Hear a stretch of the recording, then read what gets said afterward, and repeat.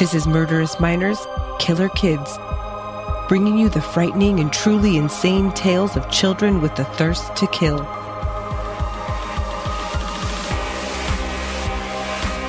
Kindergarten through 12th grade murderers. True stories thoroughly researched.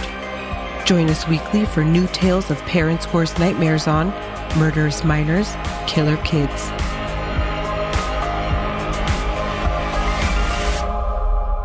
Episode number 9.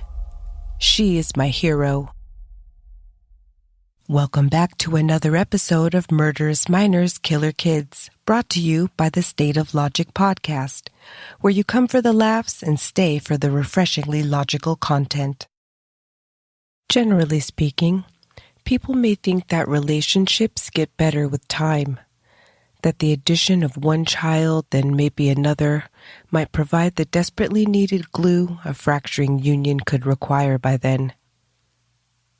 When Brandy Latessa was 19 years old, she married Jonathan Meadows, and they began a family, settling in Warren, Ohio. According to Jonathan's older sister, Lena Cooper, the fact that he was black did not make Brandy's parents happy, and they didn't acknowledge the union for 5 years. According to Brandy's sister, Jonathan Meadows was immediately abusive, hitting her with a 25-pound weight during her first pregnancy. At the age of 6, a nephew of Jonathan's named Javon began living with the family as a foster child. The young family now had 2 toddlers, Jonathan Jr. and Brianna. Javon recalled in a May 2017 interview with Cleveland.com that he was usually on punishment, being sent to sit alone in his second-floor bedroom after he had been spanked with a paddle or belt. He would gaze longingly down at his classmates and other neighborhood children playing in the street, earning him the nickname the boy in the window. The child was not allowed to speak to or associate with neighbors, although many recall the boy as being polite. His Aunt Brandy wasn't able to advocate for him. She needed even more help than he did. Whatever it was about Javon that pissed his uncle off, his Aunt Brandy possessed times 10. Javon remembers getting up one night at 4 a.m. to go to the bathroom, only to come across his uncle backhanding his aunt and punching her over and over again in the head. He rushed to intervene, only to be awarded with his own backhand across the room. He rushed to intervene, only this once because she was holding his youngest cousin Bresha in her arms. His uncle said to never act out against him. They were family and Javon was supposed to be on his side. Within a few days, a now almost 13-year-old nephew left his uncle/foster parent a note saying, "I want to leave." When his uncle saw it, he was upset, but Javon told him that over all these years he had never changed the fact that he treated him poorly.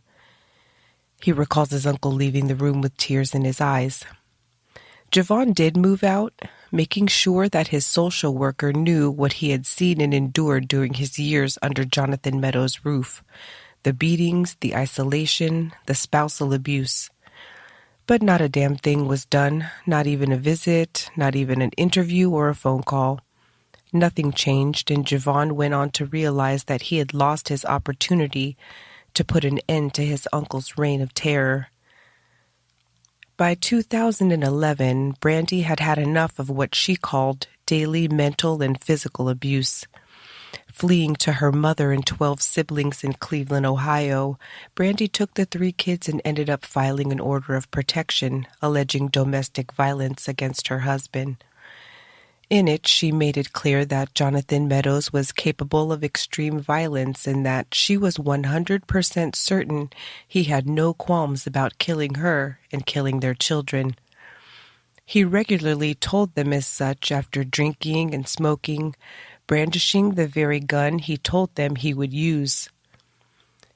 In the 17 years of our marriage, Brandy Meadows stated in the document, "He has cut me, broken my ribs, my fingers, blood vessels in my hands, blackened my eyes. I'm pretty sure my nose was broken. My life is like living in a box, and if I step out of this box, he's there to put me back in," Brandy wrote. One of Brandy's sisters, Martina Latessa, had been on the Cleveland Police Department for over a decade, working now in the domestic violence unit. Her sister told her everything. This was a horrible case even for a professional. They hadn't seen her in 8 years. Detective Latessa learned that Brandy and Jonathan worked together, delivering newspapers and phone books throughout the area.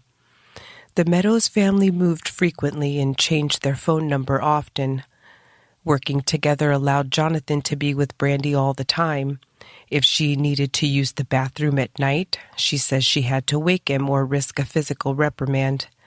When leaving the house, he went along. If he didn't, she was required to keep him on the phone until she returned.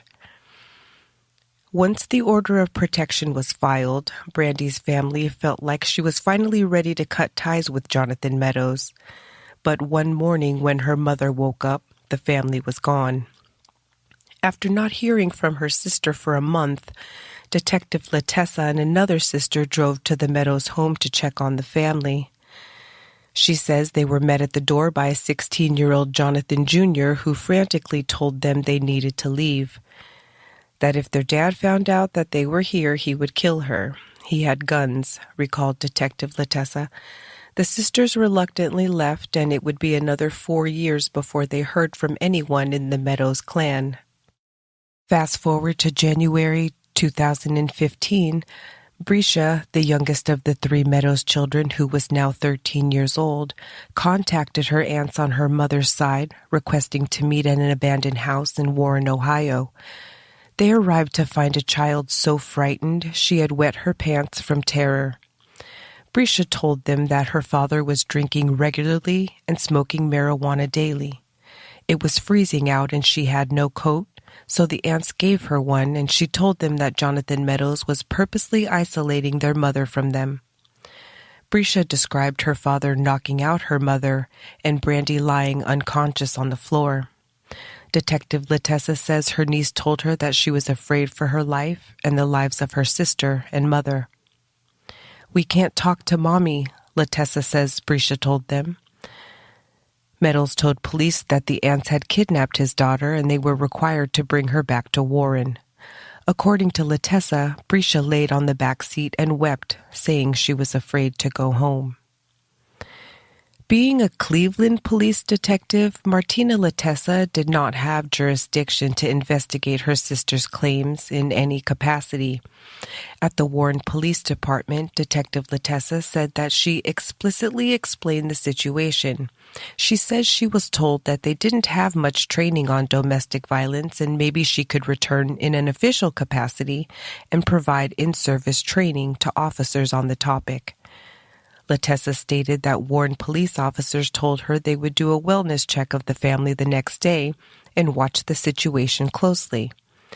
They neither confirmed nor denied that the conversation took place, but admitted that there was no written report regarding what either Bresha Meadows or Detective Latessa discussed with officers on that visit. Almost a year and a half went by before Brandy's side of the family say they heard from any of the Meadows clan. During that time, Bresha's mother, as well as her best friend Sequoia, describe a young girl who spent most of her time in her bedroom, exercising, dancing, live streaming their antics on the internet. Downstairs was apparently where the tension and the physical remnants of a violent home reverberated, manifesting itself in the form of head-shaped holes in the walls. By the time May of 2016 came around, Bresha, now 14 years old, once again fled to the safety and comfort of her aunts in Cleveland. Detective Latessa recalled that this time, Bresha was numb to talking about the abuse. It was like having a conversation about the weather.